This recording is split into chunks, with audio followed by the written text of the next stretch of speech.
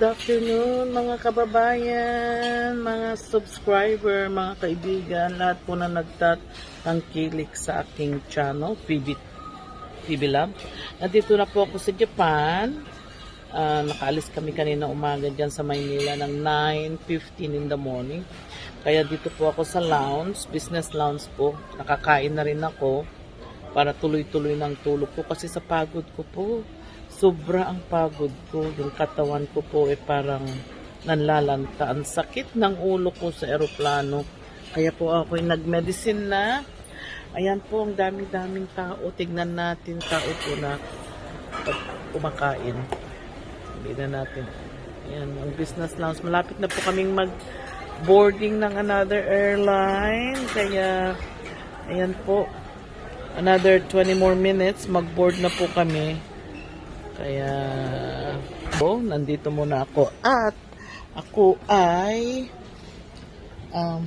mag-vlog muna. Kusapin muna ang mga fans natin. Salamat Anton Norma Johnson. Shout out sa aking bag. Thank you so much. Love it, love it, love it. I appreciate it very much. Ayan po regalo ng aking pinsan from Missouri. Springfield, Missouri po. Inaragaluhan po niya ako. Kaya shout out sa aking pinsan from Japan po. Saka shout out yung aking pinsan na si taga-Australia, si Mila. Bumili daw ng isang box na Krispy Kreme donut para kina Badiday, Irene at Marjorie. At thank you Ate Angie sa ayuda nila. Nagbigay po yung aking auntie ng mga itlog nila. Isang tray ng itlog, manteka, bagoong daw, mga tinapay nila. Kaya salamat po sa sa pagsubaybay sa kanila. At saka Ma'am Belen, thank you so much. Tinuturuan daw ni Ma'am Belen po, tinututoran sila ng Ilocano. Tingnan niyo po sa anyang mga aking mga katiwala dyan sa amin, mga kamag-anak ko po ay nagtulong-tulungan sila. Ang update po kina Irene, si Irene daw siya ang nagluluto. Mahilig daw magluto. Siya daw po at nagluto ng isang gabi ng dinengdeng. Yan po daw ang kinain nila, nakikain daw si Mother Ethel. At tapos si Badiday naman daw, tsaka si Marjorie, silang tagalinis. Napakatuwa ko naman po at matino ang aking mga scholar, mababait po sila. Marunong po sila. Kaya tuwang-tuwa po ako. Sana naman magpatuloy silang mag-aral at hindi sila magsawa sa amin. Sa linggo po, I make sure na sila ay mag-a-attend ng kanilang religion. Magsisimba sila. Dadalhin po ni Terso, the Explorer, yung aking driver. I-drive po sila. Para sa ganun naman, they will go to their, para makita na magsamba. Tapos nag-iwan po ako ng pera para dadalhin ni Terso sila, tsaka yung pinsang kong taga-Australia, sa Bigan. Para makita nila ang Bigan. Para sa po ganun, makatikim sila ng empanada. Yan ang specialty po ng Bigan, yung mga empanada. Diba? Ayan, nagliwan po ako ng pera. Sabi ko sa pinsang kong taga-Australia, dadalhin sa Bigan. Itong weekend na to para mamasyal naman sila bago sila ay mag-aral ng full time. Tapos si Badiday at Marjorie po, ayan, ongoing na ang tutor nila. Si Badiday, si Irene pala. At saka si Marjorie, ongoing ang tutor nila. Makikita nyo po, i-insert natin yan pag tutor nila. Salamat kay Tutoy at saka kay Madam Ethel, dinadala sila doon sa school. Habang ang service nila po, mag-umpisa ng service nila pagpasok nila ng full time. Hindi pa ngayon kasi nag-tutor lang sila. Si Badiday po, meron po kaming kinausap na nurse na teacher. Siya ang mag-tutor kay Badiday para maka-ahead po siya. Okay? Kaya mga fans ni Irene, mga fans ni mga Badiday, don't worry, they're well taken care. Mabait po sila, gustong-gusto nila matuto. They're in a good hands. sa mga katiwala ko sa Abra, sa mga kamag-anak ko sa Abra.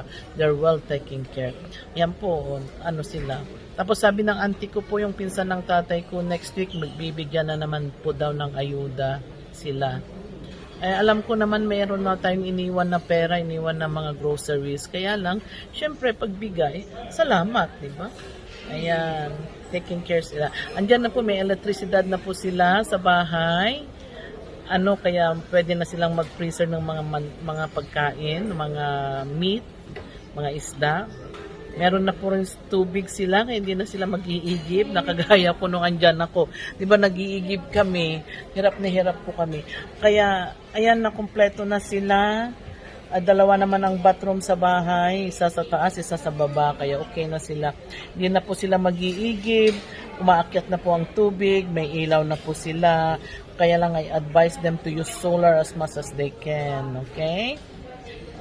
Yan po ang update nila at tayo ay ready na po na transfer ng another airline.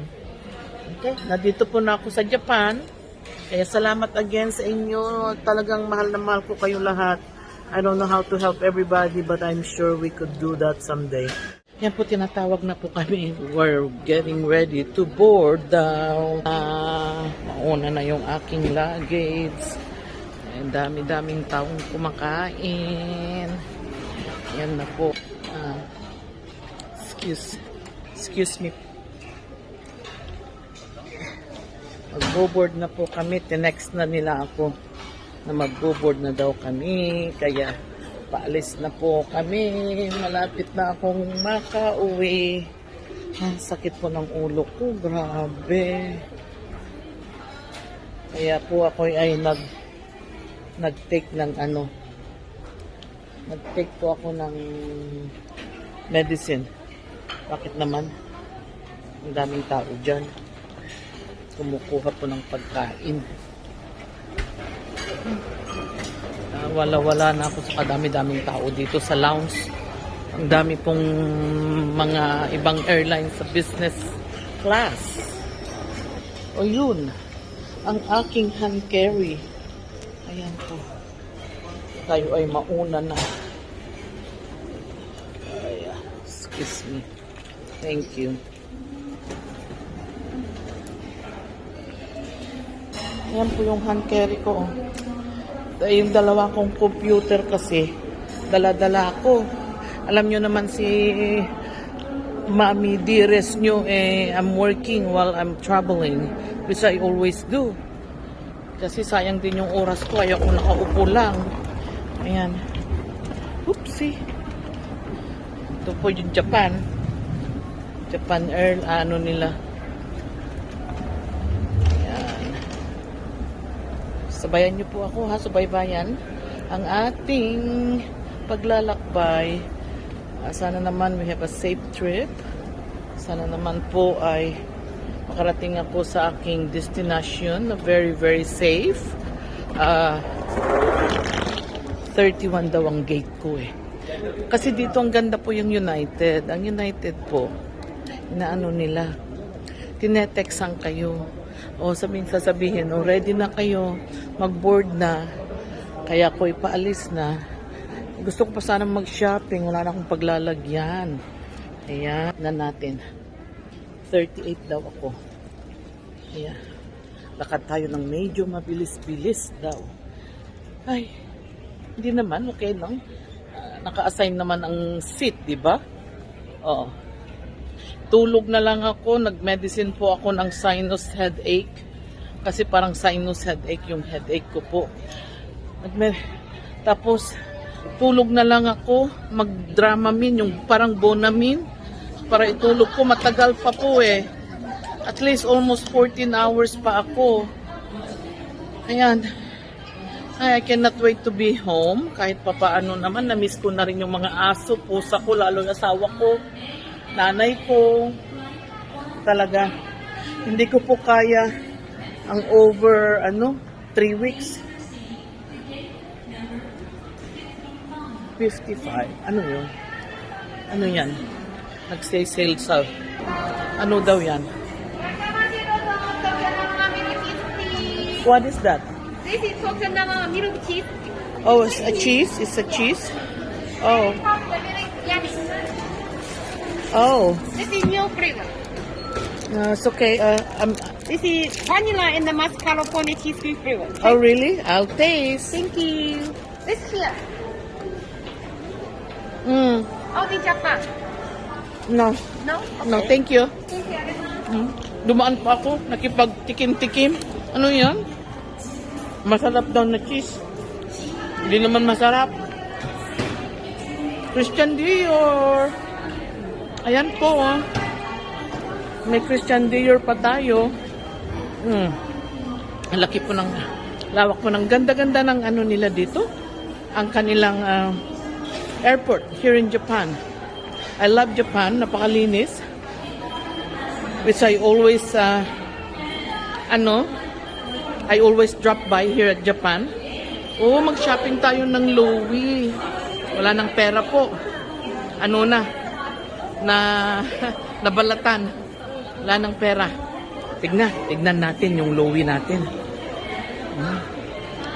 Tsaka na lang, sa Las Vegas na lang ako shopping, Doon na lang tayo mag-shopping. Kasi birthday ng 21st birthday ng anak ko. Gusto niya pong pumunta ng Las Vegas. Ang gate ko daw is 31 and only at 11. Huh? 11? Kasi galing po ako ng lounge. Yan. Duty free. Tingnan nyo. Okay lang. Diyan naman yung ating upuan. Hindi naman mawawala po yan, di ba? Uy, ang cute naman yung mga bag. Ala, ano to? Oh. Yan ang pegs ko, oh. Yan. Uy, sarap. Hanggang tingin na lang tayo, ha? Uy, ang sarap. Yan ang gusto ko. Ay, gusto ko yan. Hanggang tingin na lang. Di ako kasi nag-shopping kasi nagtrabaho po ako, eh.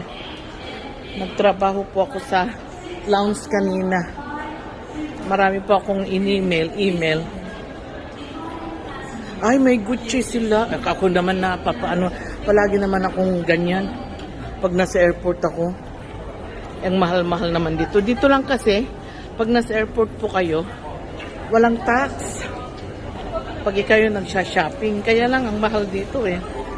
So, doon na lang sa state tayo bibili. Kung meron tayong kung meron tayong allowance na pangbili. Tignan nga natin kung yung Gucci nila may mabago. Hello, Paul. Cute naman yan. Cute nila. Ay, alam kong maraming cute dito. Kaya lang, wala na tayo pong paglalagyan. Tsaka na. Muntik na naman ako dumaan sa Gucci. Yan po ang paborito ko is Gucci and Chanel. Yan. Kaya wala nang budget. Nabalatan. Yan. Malayo pa yung lalakarin natin kasi hindi ako sumakay ng cart. Ano ba yun? Yung parang sasakyan nila sa airport. Lakad muna tayo para ma-exercise kasi almost 14 hours po ang flight, eh. Masakit sa puwet. Nakaupo, ayan, Chanel. Burrito. Sarap mag-shopping dito, ano? Kung may pera ka. Wala na. Lahat, tumatakbo yung mama. Hirapan. Ang hirap naman. Ayan, mag-exercise tayo. Para makalakad po tayo. Okay? Thank you sa pagsubaybay sa akin. Anan. Yan po. Current exchange pa sila. Japan is Japan. Ay, malapit na tayo. Magpapasok na po tayo sa 31 gate. Sarap naman dito, eh. Mga PB team, ito, pupunta tayo sa Japan. But I've been to Japan several times, but I love Japan. Saka sinabi ko sa inyo, malinis po ang Japan. Kaya, Ayan. Malapit na tayo. Uy, 31. Ayun. Chanel na perfume. Mga PB team, Sir Paul ha? RJ, next time po dito tayo sa Japan, mag-shopping lang. Mag-ipon na kayo dyan ng mga pera. Okay, Mang Eli, Madam Yula. Mag-ipon na ng mga pera para maka-shopping tayo dito sa Japan. Mura lang naman sa Japan. Kaya, mas mura doon sa London, of course. Ay, bakit? Yan, malapit na tayo sa United Lounge, United Club. Saan na pa tayo? Yan na po tayo. Ay, salamat. Nasa gate 31 na po tayo. Ayan. Pwede na tayong kasi yan na po, nagbo-boarding na po kami. Boarding na po kami. Kaya lang okay lang. Okay naman ako. Ay, pasok na po tayo ha. Tayo ay pupunta na. Salamat sa inyong lahat. Salamat sa I do appreciate everything. Pray for my safe travel. Sana man po ay darating tayo sa destination natin na tayo ay safe ang ating travel. Okay? Salamat sa inyong lahat. Thank you. Ayan po, nakapasok na po tayo sa Aero. Yung mga gamit o kumot, comforter, unan, at isang malaking unan. Ayan. May mga tubig na dyan. At saka headphones. Ayan po. Ayan po ang aking ganyan. Ganyan yan. Parang kwarto. Tapos matulog na lang kami. Matulog na po ako. Kasi pagod na pagod pa ako eh. Ito po ang aking mag-pray muna. At kasi matagal po ito. Kaya pray muna kami. Thank you so much sa lahat po na nagtatangkilik. I do appreciate all of you. I love you with all my heart. So take care and hope to see you in my next vlog. Okay? Salamat sa time sa Pilipinas. Love you all. Pag isinulat mo yung kompleto, yun ang shortcut ng step. Ito kaya tinatawag na pag binasa mo yan, Mr. Yung Mr. ay tawag mo sa lalaki. Mr. Totoy. Diba? Pero pag sinortcut mo yan, pag nagsulat ka, yan, pareho yan ha. Tingnan mo to, Irene. Yan, Mr. Mr. yan pag nagsulat ka. Mr. kami. Pag babae, ano naman? Miss. Pero ito yan, pwede rin ganyan. Pag may asawa na babae, sa Mrs. Mrs. o kaya ganito. Yun ay talagang symbol. Yung kanina, yung dapat dito, ito yung cam. Ito naman, yung nakita ko dahil, cane. Diba? Okay, basahin ko the word. Mr. Mr. Very good. No. Miss. Katulad niya, siya, walang asawa. Pag dalaga pa, Miss. Pag may asawa na, Mrs. O kaya, Mrs. Dapat itong tinatawag nating mga symbol. Okay.